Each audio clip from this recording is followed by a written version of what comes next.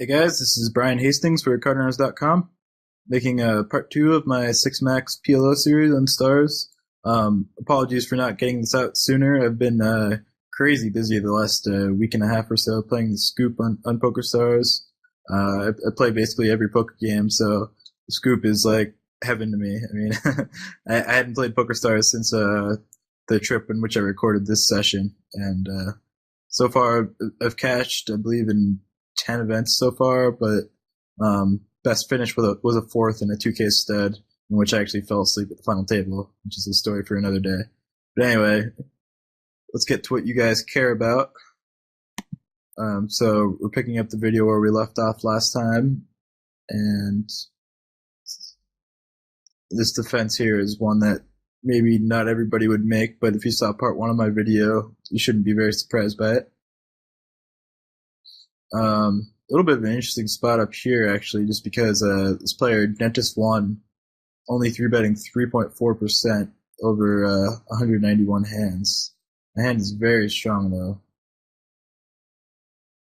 I think this is me looking at his stats and being confused, but still, I mean, in small blind versus button is probably the highest 3-betting frequency of any position, so I think his range has enough non-aces hands that, and I have enough equity when I get it in against aces that I'm fine doing this.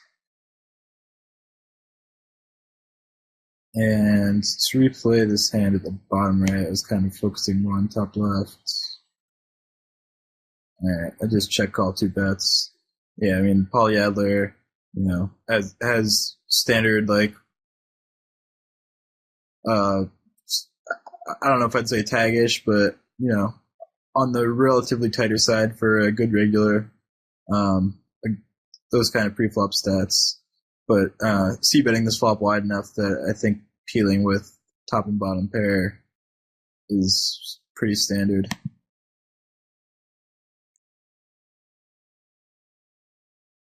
And turn is an easy check call. I don't really see any other play there.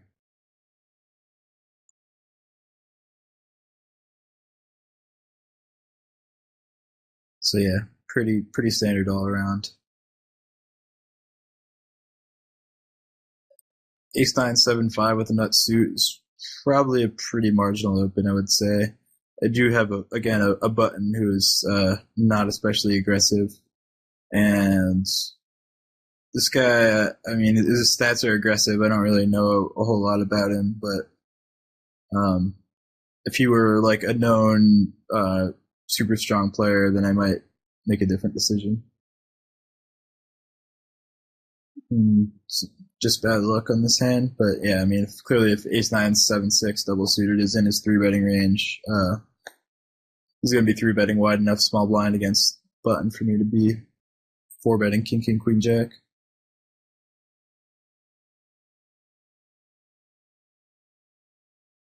And here we open with a very strong pre-flop hand.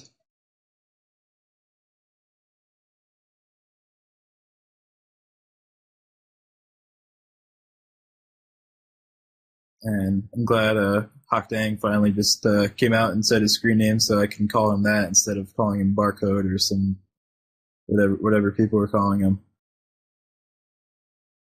Before the Barcode nickname came about, I didn't know how to refer to it to people who I didn't want to spill the beans on. This turn spot could go either way. This is mostly a protection bet, really.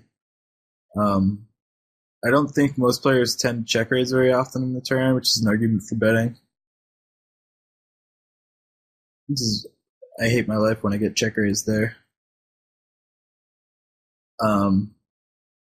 Could potentially make the argument that he's just not going to put money in the pot with a worse hand at any other point in the hand, so I can just let's go back to the hand so I can talk about the turn spot a little bit.